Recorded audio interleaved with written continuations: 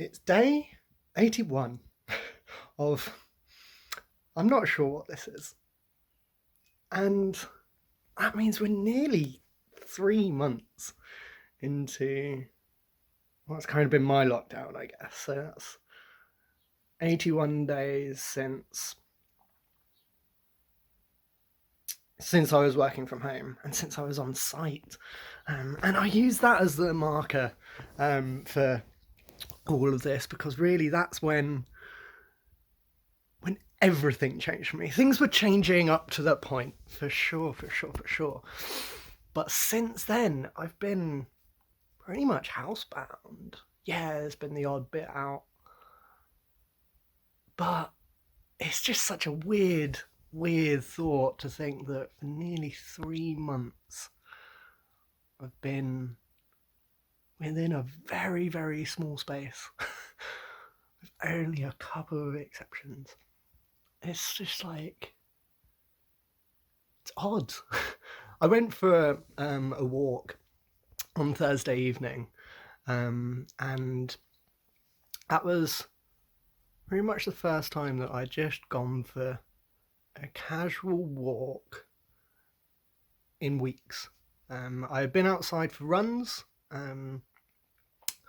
but I had not been out just for a casual, slow stroll around the area. And it's strange to me how weird it felt just stepping out the door, my front door, just to do that. And that, I'll be honest, I felt a bit nervous, nervous and scared. Just be like, it's mad. I know. Like, what was I scared and nervous about? Well, I was scared and nervous about people, just genuinely, and it's people I don't know. That was where it was, and this idea that anyone that I could be brushing past could infect me, and that could lead to me going into hospital or worse. And it's crazy because the chance is so small. The risk is really small. But it's there, and that's worrying. I mean, I'm okay. I'm okay with it.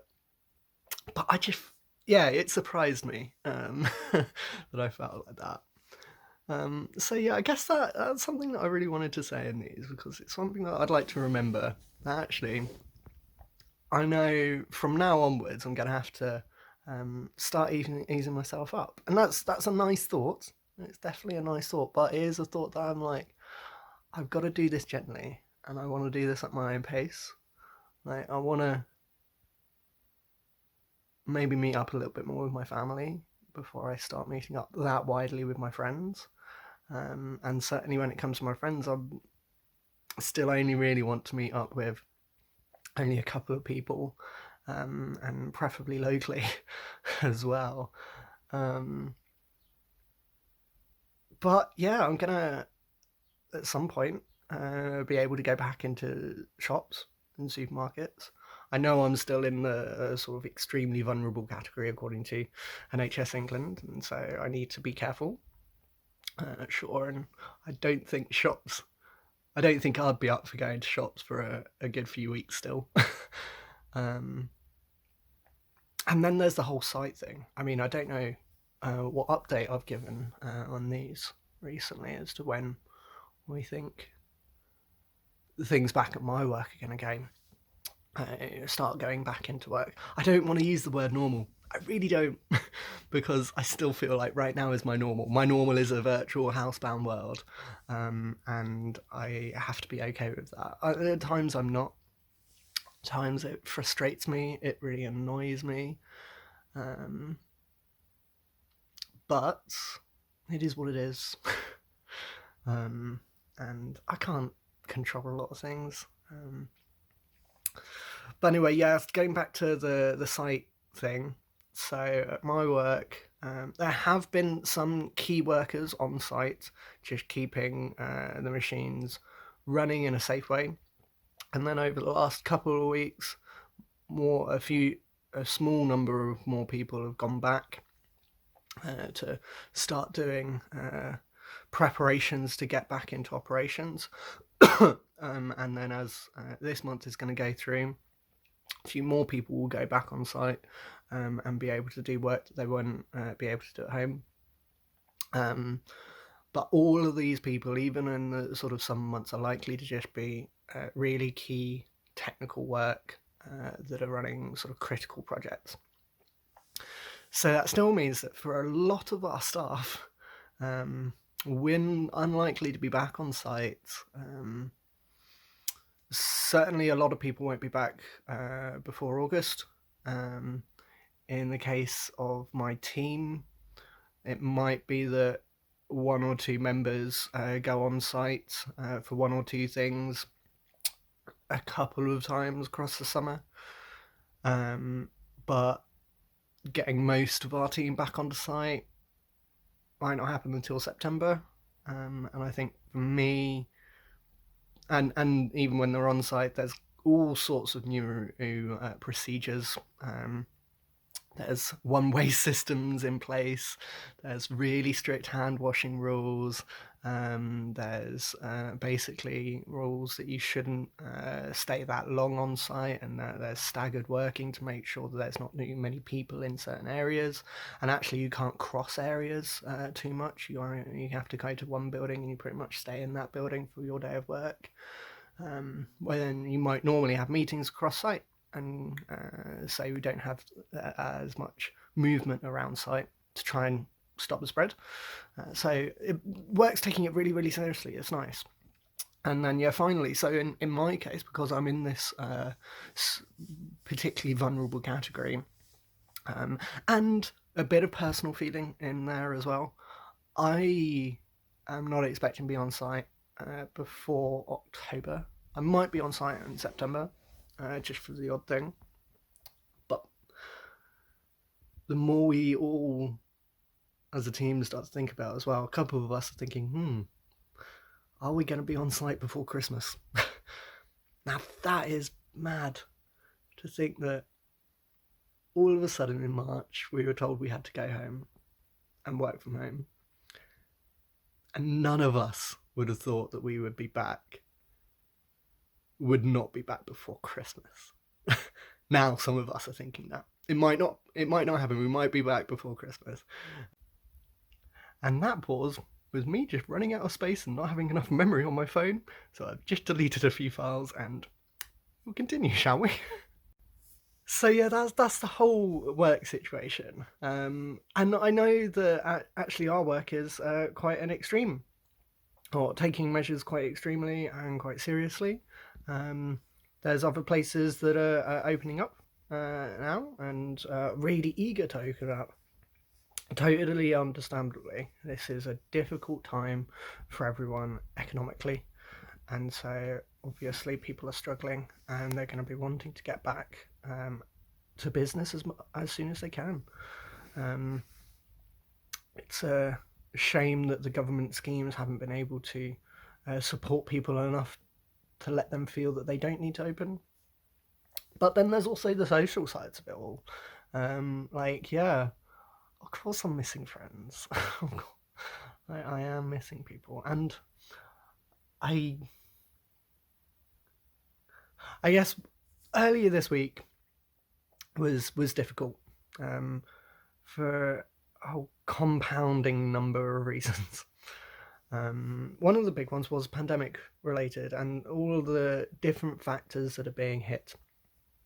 Not just in my life, but I was taking on the world's shoulder, or putting the world on my shoulders a little bit, and worrying for everyone else, for generally everyone else, but then also specifically some of my friends. I know there's some people that have had all sorts of plans put off because of this. And not just one or two people, a lot of people I know. It's not made this year that easy. The year started off really well. January was great. February went pretty well, and yeah, things were starting to feel a bit more settled for me, and we're progressing as well.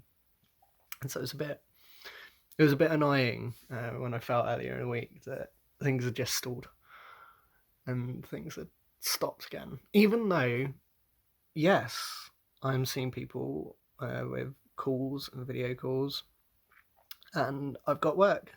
Don't get me wrong, I don't take that for granted. I am so appreciative, and I consider myself definitely one of the lucky ones. But that it's still difficult. And yeah, I just started worrying way too much about everything else happening in the world because of the pandemic. And then, smack in the face, or smack out of the park, whatever you want to say, comes right into the fore is racism.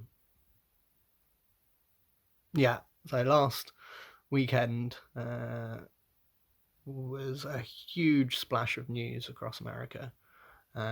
Things got to fever pitch, and they're still going, even now, 7 days on, 8 days on, maybe even 9 days on. This year, there's been a fair few high-profile racist incidents in America where black people have been killed, black people have been hurt, black people have been accused of things and filmed, and the incidents have been filmed. And so then they make a big splash in the media. More often than not, they die away within a couple of days. And that is rubbish. This time hasn't died away. It just got more and more and more.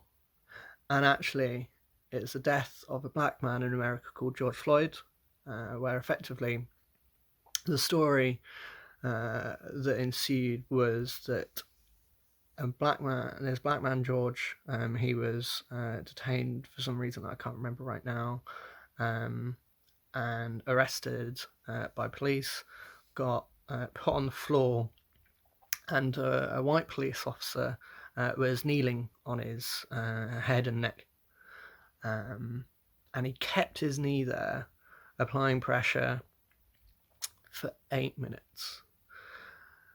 And all of this got filmed. Yeah.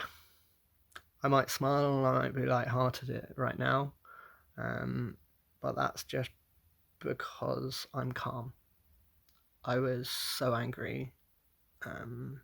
So angry. Because the guy died. And he was saying, I can't breathe. Like, this cop just was not giving up. Wasn't letting up. Why? Just why? As a human being, why would you do that? Especially when your role as a police officer is to serve and protect people, no matter who they are. To help people be safe. And so because of that, America kicked off.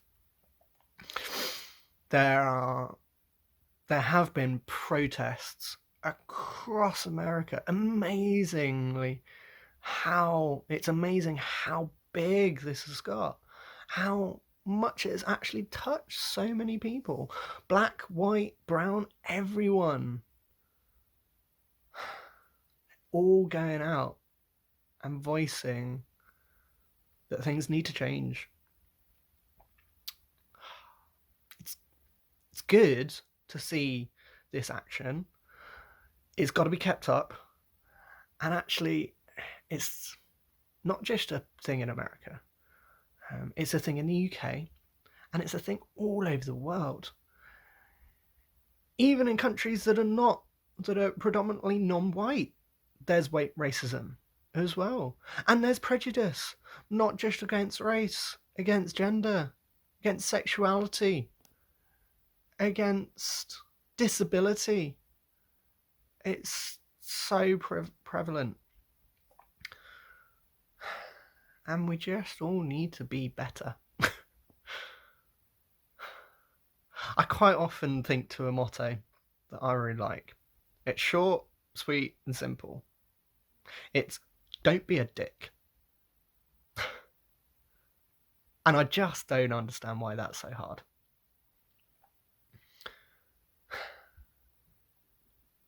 I know I've grown over the years, and I'm glad, because, yeah, everyone grows, and we all do things that we don't consciously think are wrong. Sometimes we do things that we know and consciously know are wrong. But we need to do less of that. And we need to think. And sometimes we just need to sit back and listen and understand what issues other people are facing. We'll get there. We'll get there. But we all got to do our part. Absolutely. I wasn't really sure how I was going to address this, and I guess this is a much longer video than I even imagined. I just thought this was going to be another... I thought it was going to be closer to a 10-minute video than some of the 5 or less ones that I've done. But yeah, it got to me. And like I said, I was really angry. So angry, especially lately that Tuesday. Just everything kind of got to a point. And then talked through it. Talked through various people. A couple of really close friends on Wednesday, and that's good. Talked through some issues that I was feeling as well. While I am still angry at the world, I am now calm about it. I have calmed down, and I have thought that it's good to be angry, because that anger can help you channel action. And at the end of the day, action is what we need. We just need to be supporting people. And that can sometimes just be as small a thing as smiling to a person as you're walking across the street, no matter who they are. Just give them a nod, give them a smile. Small actions can make a big difference. They really can. And now, as I become conscious that I'm rambling, I feel like I've ended quite a few of these entries with, oh yeah, I feel like I'm rambling now. I should probably stop. And I do think that I probably should now. Probably said that all I would today. So yeah. Here's one for future Nicolaus to watch. Take care. And that is the end of the entry for day 81. Yeah, 81 of whatever this is.